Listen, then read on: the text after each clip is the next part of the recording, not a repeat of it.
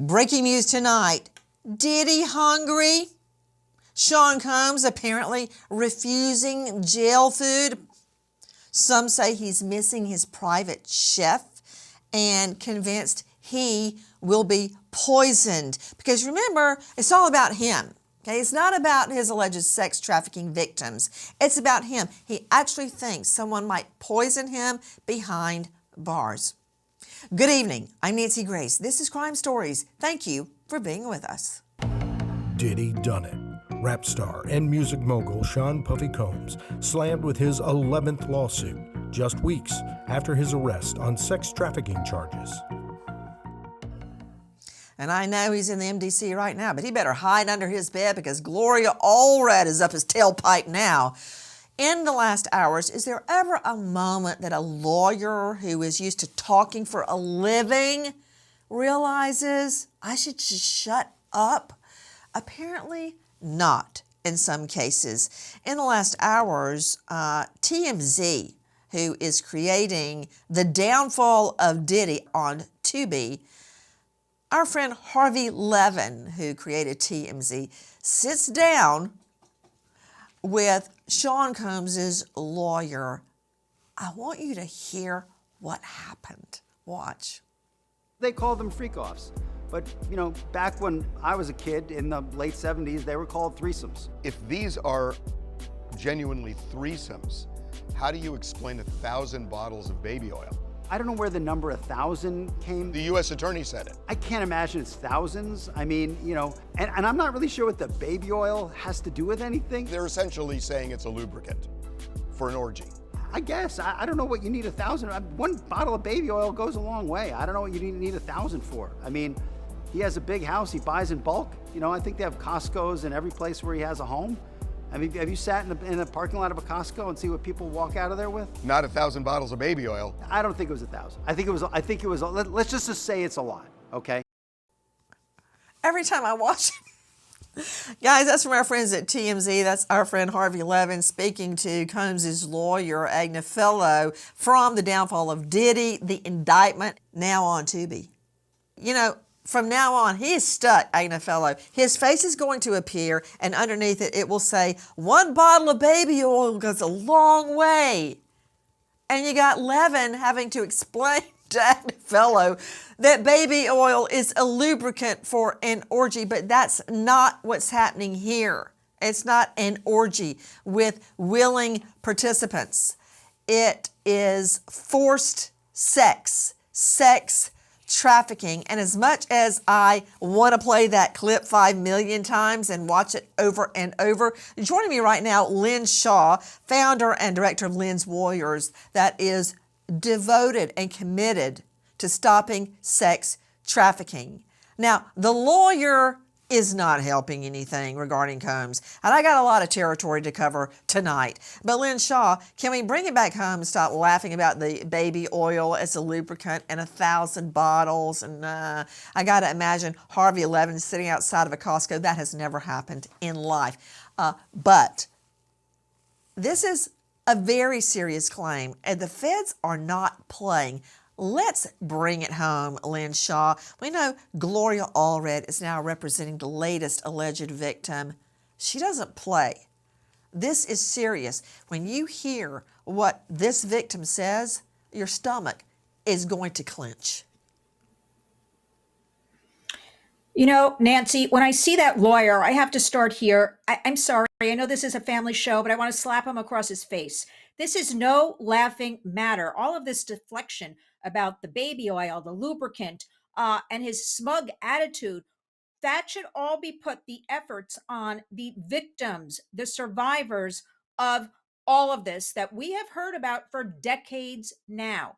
Where is that? His dismissive attitude, not even addressing any of these women. And I want everybody to remember, there are rumors, right, of minors, children, teens, and boys and young men. We're not even talking about them at all. So when I see a Gloria Allred, she means business. And let me tell you, I hope with her presence and everybody, she's a well-known name, that more of these women will step forward. And particularly, I want them as teens, because we heard for decades there were girls 15, 16, 17. That's what we heard about, and teenage boys. So I wish everybody would put the focus on, what about that?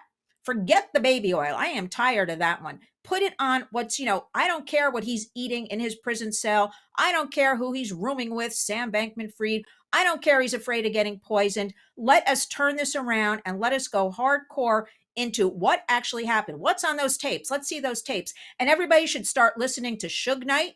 This is my opinion, and 50 Cent, because they are unraveling a lot of information that we at the Warriors believe to be true about the abuse of several women, girls, men, and boys. And that's what we need to focus on. Guys, Lynn is correct. I want to talk about Thalia Graves. Joining me, investigative reporter with crimeonline.com, Sydney Sumner. Sydney, who is Thalia? Nancy, Thalia Graves was 25 years old at the time of the alleged incident that she is suing Combs over. She was dating an employee at Bad Boy Records who worked directly under Combs. And her only real connection to Combs was her boyfriend's job, but she apparently was very involved in his employment, and Combs specifically asked to meet with her about her boyfriend's employment. She was very focused on making sure that he did well at this job and was able to climb up the ladder at Bad Boy Records. That's who Thalia Graves is. She is also one of the latest alleged victims of Sean Combs. Now, keep in mind what Sydney Sumner just told you, that she was called to meet with Combs, according to her, about her boyfriend's job. Now, what do you think she would do to safeguard the boyfriend's job? Listen. The internal pain after being sexually assaulted has been incredibly deep and hard to put into words. It goes beyond just physical harm caused by and during the assault.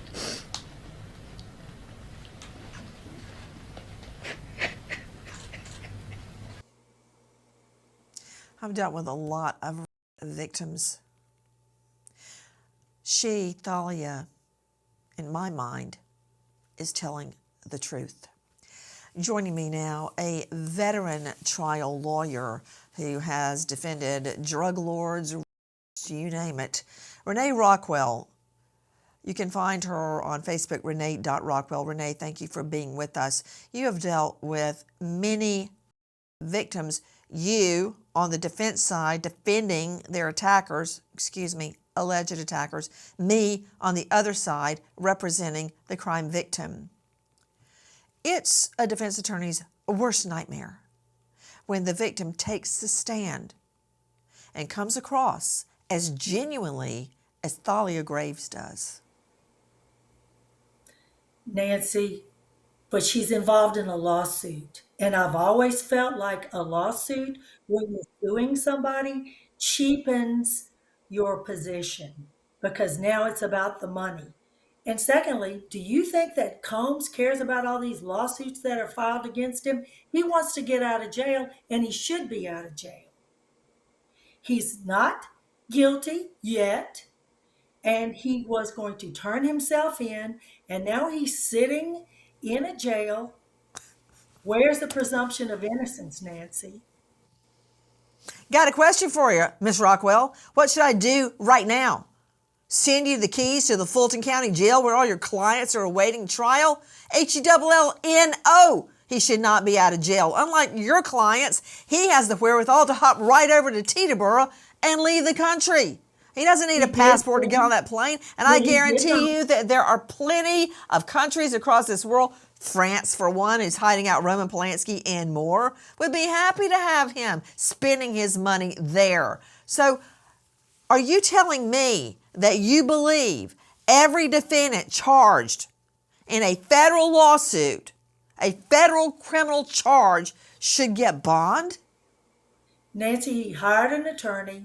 He was planning on turning himself in. and they grabbed him ahead of time. Now, I'll tell clients of Boo-hoo, who mine that cares? warrants against him to get to beat them to the jail.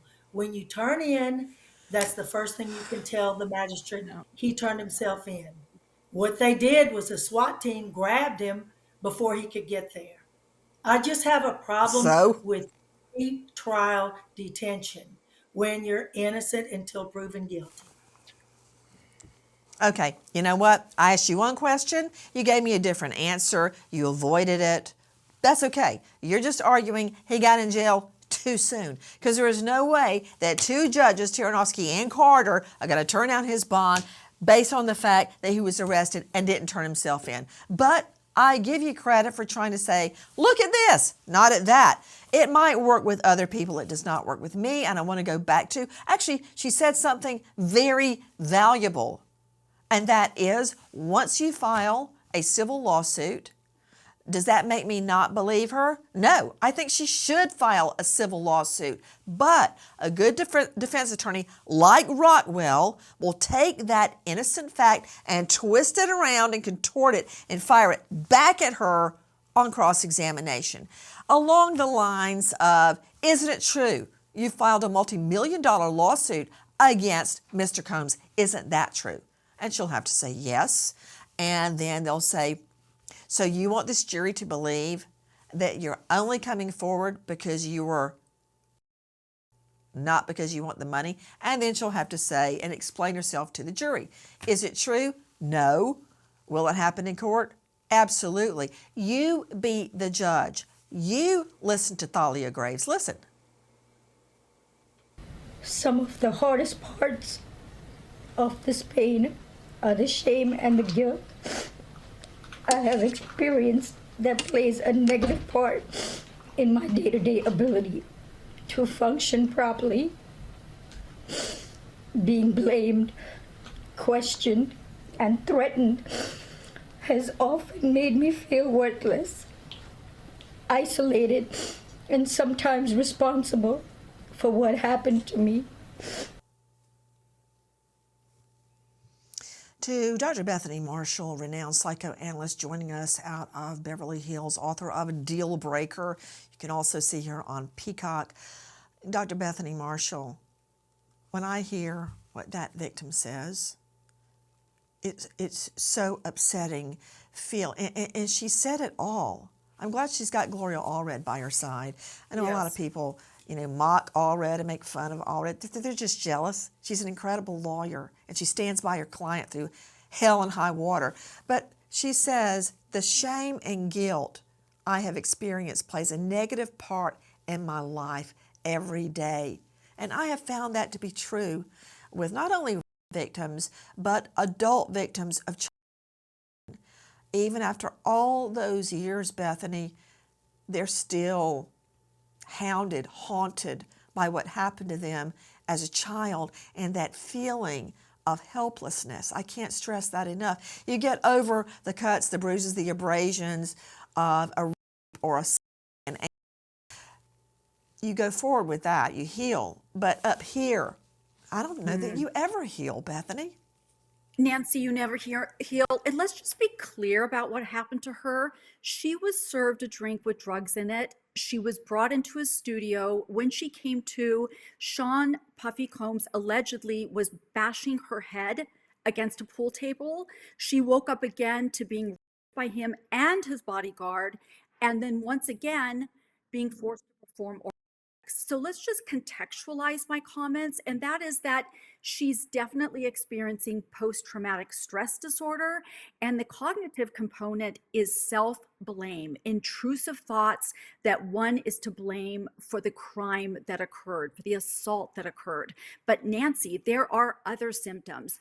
Avoidance is one of the most prominent symptoms of post-traumatic stress disorder. In this case, it would be avoidance of anything that would remind her of the original trauma. So she, for instance, she may not be able to date because if a man flirts with her, she's going to be going into a flashback and then confusing that with the original trauma, because the brain evens out past and present. Anything in the present that is reminiscent of the original trauma is felt to be identical. So let's say she gets in a great relationship, she's about to have sex or to be intimate, and all of a sudden she goes into a flashback and experiences herself as about to be.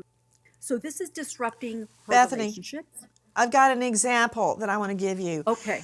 I had a very close colleague when I was criminal prosecutor, violent crime prosecutor. And when I had any legal issue, I would go to her. Brilliant mind. Happily married, well into her marriage. She suddenly had a flashback of being by a family member as a child. Can I tell you that was the beginning of the end of her marriage? All those years later. It happens. That's right. It happens. Okay, And Nancy. people may not believe it, but I know her like the back of my hand. And I remember when it happened. And Nancy, I had a patient it was for many so years. vivid and so upsetting. She couldn't eat for days. Yeah. Yeah, because she had that intrusive memory. She had no idea that it happened until it went through her mind. Nancy, I saw a patient for many years who was repeatedly assaulted as a child, and she finally found a great relationship with a wonderful man, but she couldn't be sexually intimate because when he was about to, make love to her, she would actually experience it as if she was being. Disgraced rapper and musician Sean Puffy Combs sits in a jail cell while he is served with yet another lawsuit alleging he assaulted and filmed his attack on a victim. As Diddy sits in jail on federal charges, a 12th victim has come forward with a lawsuit alleging Sean Combs drugged and raped her. Thalia Graves, who was dating a bad boy employee, says she accepted a glass of wine from Diddy while riding in a car driven by head of security Joseph Sherman. Graves says she doesn't remember passing out, but when she wakes up, she's lying face down on a pool table with her hands tied behind her back as Sean Combs rapes her. Years later, Graves learns Combs videoed the attack and distributed it to others. Good Lord in heaven. Videoed the attack and distributed the video to others. Graves, the lady we're seeing, Thalia Graves, claims she vomited and involuntarily during the attack. She claimed Sean Combs wiped it all off and continued her. She says Combs threatened her over the years to stay quiet. Now, let's just think about what we're hearing right now.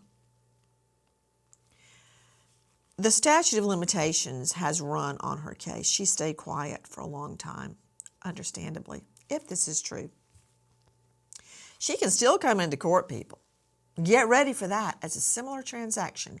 And Renee Rockwell, you know how much I love. That's the first thing I would do when I get a case. Run the rap sheet. Run it in every state, every jurisdiction for me to start looking for similar transactions. Because if they're identical enough and they're close enough in time, they can be brought in front of a jury to show multiple things. Motive, course of conduct, frame of mind, MO, modus operandi, method of operation. It can be used for many, many things. And this woman, Thalia Graves, is saying exactly what the current accusers are saying, Renee. Exactly, Nancy. They all come in. The jury hears everything and can't decide what's important. Do I consider this just for the instant crime, or is this his signature crime? Is this his MO with every female?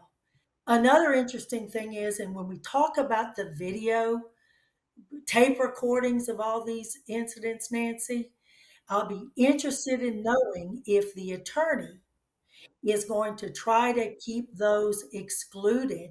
In other words, they're picked up on a search warrant and they're opened without another search warrant. Remember, we went through that with a different case in Fulton County. So it'll be Good luck. interesting That Good luck if on that that. is Because when you go in on a search warrant and you were looking for evidence that would be probative, prove something to a crime, you can look at the video. But I'd like to hear you make that argument in court. It's a good one, Renee, and not going to work. I want to go back to Thalia Graves.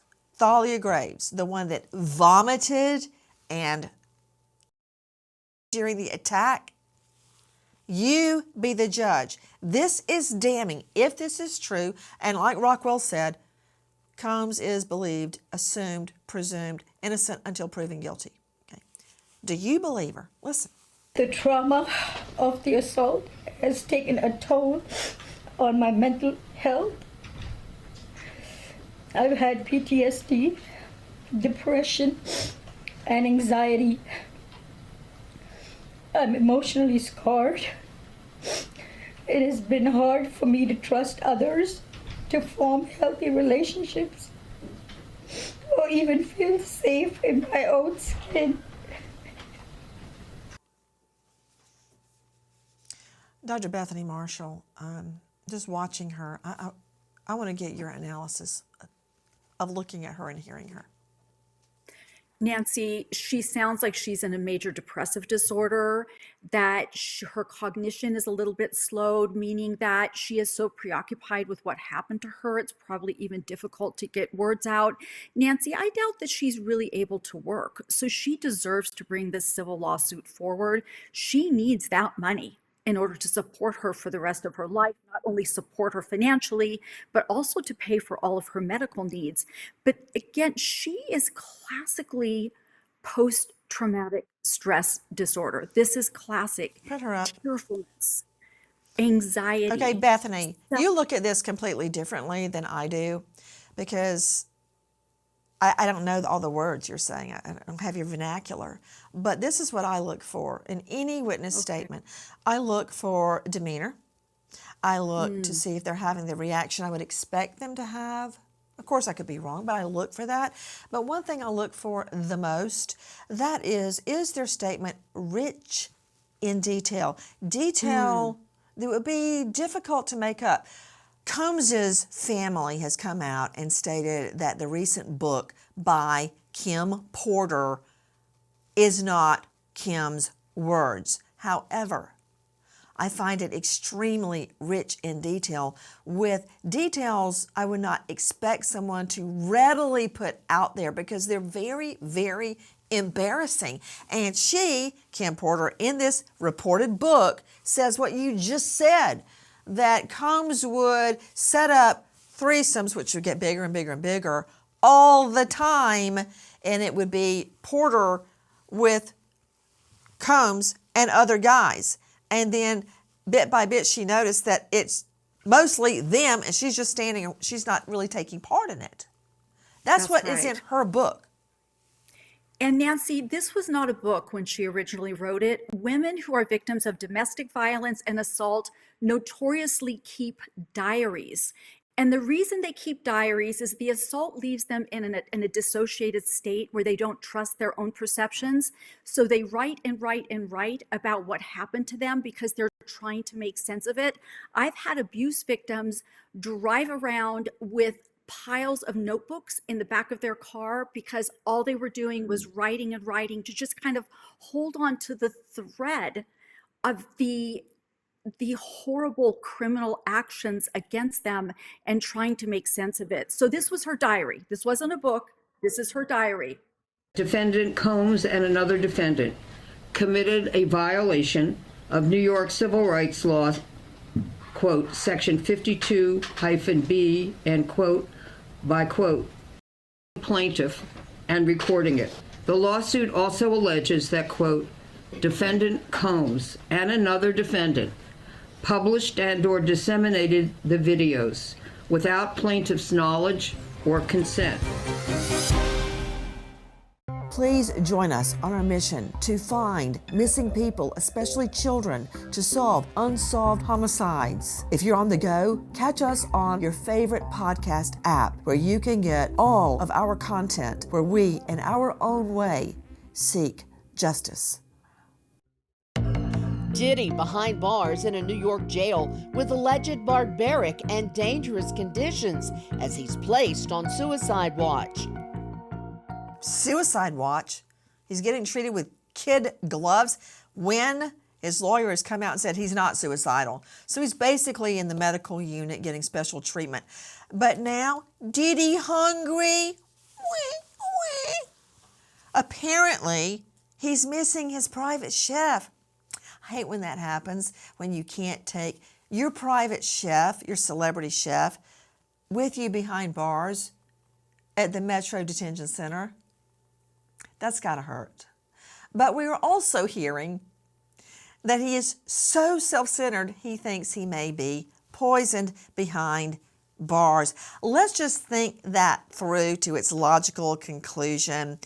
To Dr. Dwayne Hendricks joining us, former associate warden at the MDC in Brooklyn, and there's just so much more to his resume. But I will say, author, who are you? See it, say it, and seize it.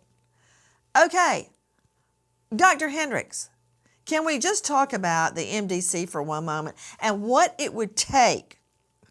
I mean, Epstein reportedly killed himself, and the guards didn't even notice. They were online shopping and sleeping. So under this theory, they're not slackers anymore, and they're willing to execute a covert operation to poison Diddy, right? How's that going to happen, Dr. Hendricks?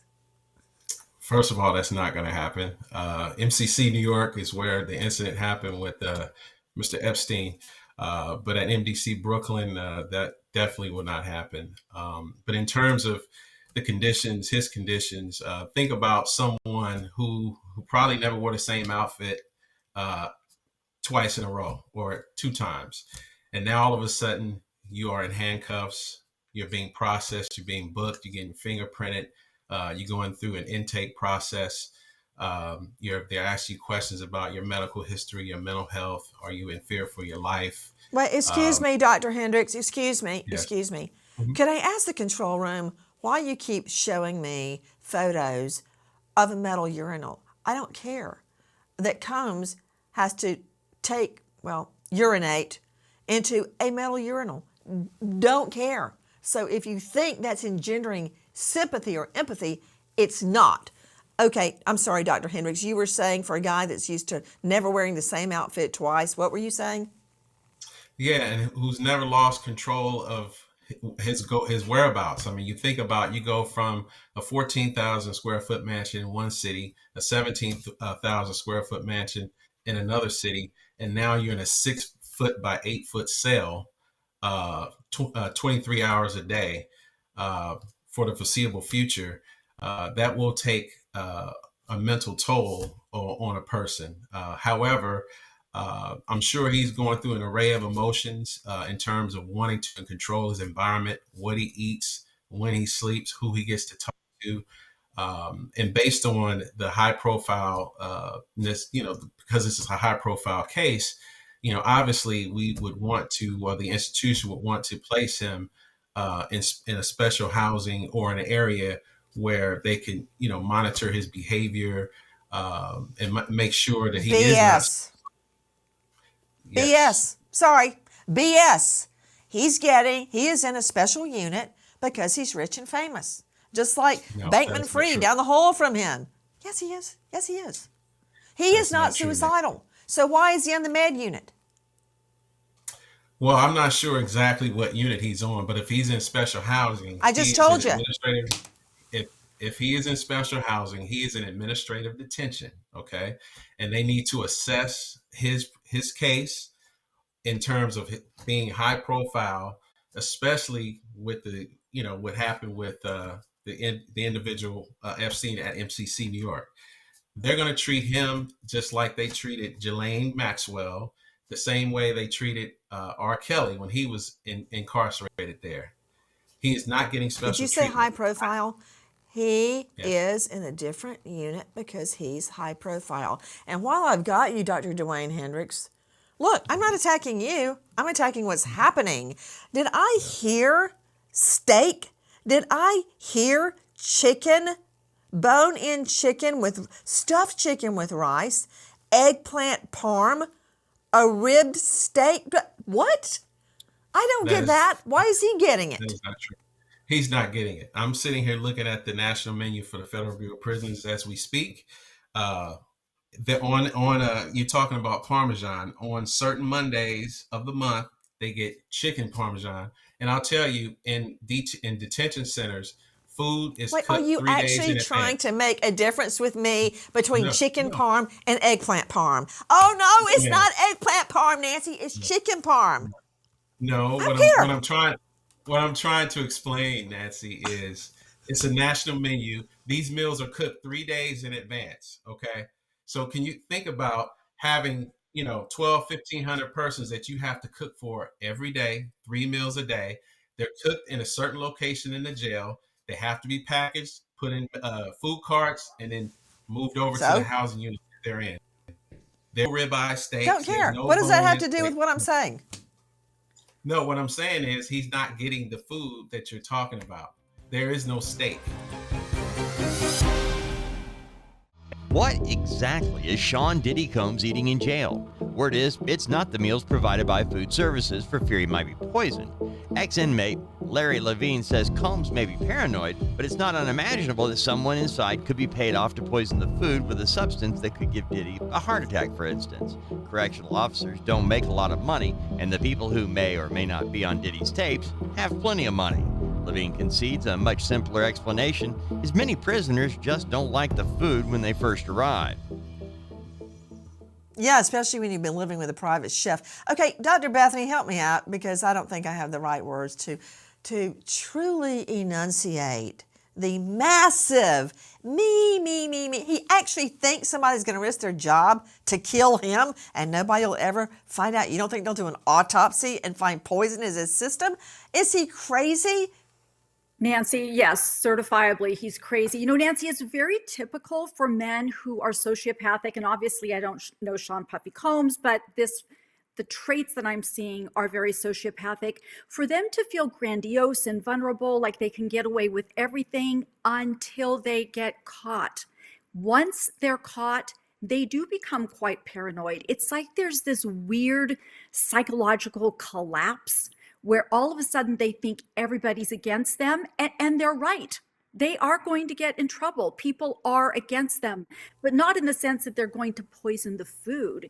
In the Can you sense please put it in a nutshell because you're totally losing me in the weeds. What? Nobody's poisoning Diddy. That's just another grandiose conspiracy theory. He's paranoid because he knows he did bad things. He's displacing it into okay, the that food. I just understood. You know, Renee Rockwell with me, a veteran criminal defense attorney who, I don't know how she does it, defends every day of her life. Have fun with that, Renee. But really, he actually thinks he's going to get poisoned behind what? Nancy, do you think for one second that his life is not in danger? He's got federal charges. They're very, very serious. Did you want me to actually answer that? Yes, I think somebody might enjoy beating him up. Nobody's going to poison him. Do you think his life is not in danger with federal charges where other people are going to be implicated? He's on fire right now. He's on fire right now. And the only thing he can do with all these videos is stop, drop, and roll. He's going to have to roll. Okay, I don't even know what that has to do with him being poisoned behind bars. I can't wait to find out if Diddy going to do a hunger strike. Not happening. Oh, I just had a great idea, Renee. Maybe he should get a royal food taster for King Combs behind bars. What about that, Dr. Hendricks? Now we're going to have to test his food so nobody drops a little poison in there. No, that wouldn't need to happen.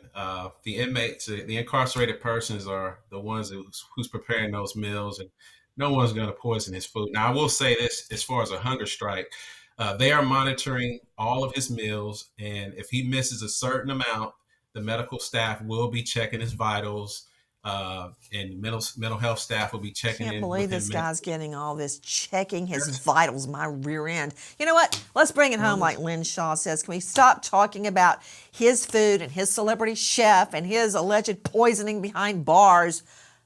This is what I'm talking about. Listen. The DHS, Department of Homeland Security source, says Sean Combs kept sensitive and embarrassing videos from the sessions as collateral to ensure silence from his victims, who are often young women, barely old enough or still too young to legally consent to sexual activity. He further says the recovered tapes show women completely out of it, while male sex workers assault them on Combs' orders. The investigator says, in his opinion, Diddy's as bad as Jeffrey Epstein. Not only the women, the allegations not yet proved in court, but videoing them and dispersing them, Lynn Shaw, this is exactly what you were talking about. I don't even know what we're talking about here today. We're talking about if he can get some extra Snickers bars, this guy, when 1 in 4 children in America go to bed hungry every night. I know lawyers, I say this with all due respect, you're ruining everything for assault victims and victims. I'm even married to a lawyer.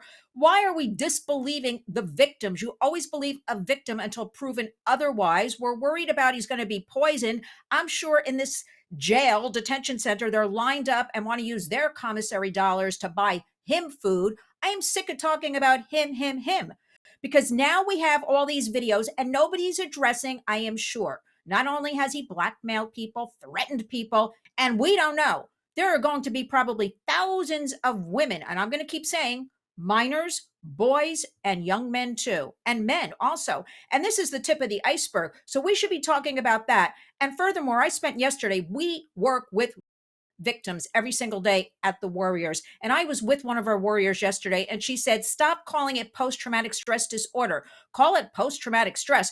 It is not a disorder, Lynn. Look what was done to us. We can't eat. We can't work. You can't work. You can't make money. You might have children. How are you going to feed your children? This is the focus. Lives are ruined, and it goes on the trauma for the rest of one's life. And that's where we should be putting the focus, not on he is welcome to have Swedish meatballs and mashed potatoes and gravy. I don't want to hear about that anymore. Focus on the victims. I had sex with Cassie and Sean. Basically, he would masturbate and tell me what to do with Cassie. I had like 15 encounters, and I heard a lot of business. Because what they would do is Sean talks a lot on the phone and on the TV with speakers and stuff, and I was like a sex slave. That is Jonathan Odie under interrogation, describing, basically, in his words, being a sex slave to Sean Combs. But what sticks out in my mind about what he said is that he says he hears Combs doing business deals. That's exactly what Kim Porter says in her book, and she refers to a hit on Notorious B.I.G., Biggie, and a hit on Tupac Shakur. Her children and family say she didn't write it. That said, that's in the book. But that said, where are all of Combs' celebrity friends? Joining us now, a PR guru, marketing executive, best-selling author of Enemies Closer, his latest book. He is also president and CEO of Breaking News PR, Josh Sabera. Josh, thank you for joining us. Where are all Diddy's friends? Because, you know, during Harvey Weinstein, they couldn't get in front of a microphone fast enough. But now everybody's gone DEFCON 4, radio silent. Right. It's the typical Hollywood reputation management situation where you're guilty by association. So I would advise a client not to speak on the subject because it then puts their name in the mix when something's in a very hot or current news cycle. So they become attached to something that they don't necessarily want to be. But as you know, Hollywood can be conspicuously silent. I know how you are, in fact, a city boy, but in my neck of the woods, when you pass a cow pasture, you don't run straight to the cow poop and jump in it because it will stick on your clothes. So let me Right. understand something. Now, all of Sean Combs' famous friends, business partners, they're all being scrutinized. Every other day, I see another famous star. Look, they're in a picture with Combs. You got, I don't know if Obama's been in a picture or not, but you've got Trump, you've got Hillary, I think you've got Harris. You have, oh, well, there's Usher. You got Justin Bieber. You have Naomi Campbell. You've got the Kardashians. Everybody is pictured with him like that's somehow incriminating. Well, it's not. Correct, but in this climate, and social media being, so important to people, everything can be a landmine in the middle of cancel culture. So nobody wants to take that risk. And taking a stand means that they're attaching themselves to a negative news story that's very current. And nobody wants to have their name associated with it. But the truth is, and Nancy, being a celebrity, people take pictures at parties, events, all kinds of things, and you don't necessarily know who you're taking a picture with or what's in that person's past. So they're choosing to stay silent so they don't get the stink on them. Is that right? That's absolutely right. People don't want the association. It's like when a brand wants to disassociate from somebody because they're afraid of tarnishing it. For example, Kanye West and Adidas. Dr. Bethany Marshall, did you just hear Josh Sabera? What, are they afraid they don't want to go down with the ship? Or are they jumping ship like drowning rats? Nancy, they were on the ship with P. Diddy.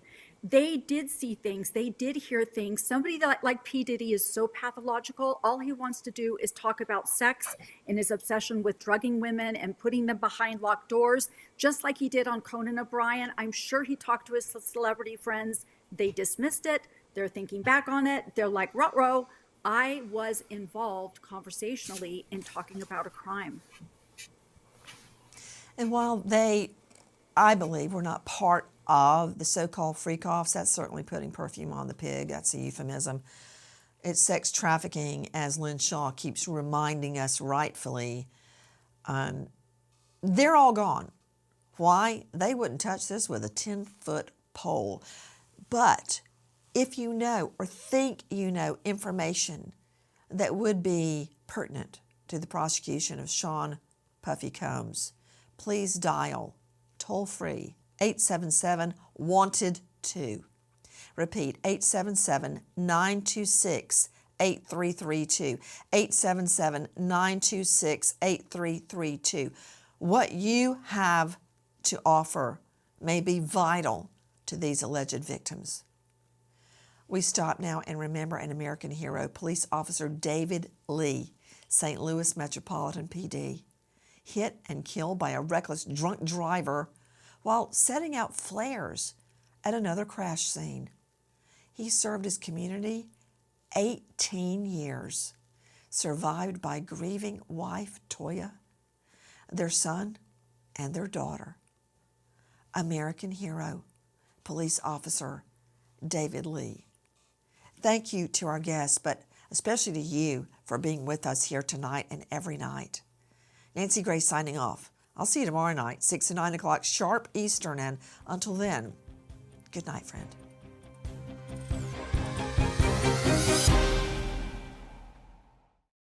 Please join us on our mission to find missing people, especially children, to solve unsolved homicides. If you're on the go, catch us on your favorite podcast app where you can get all of our content where we, in our own way, seek justice.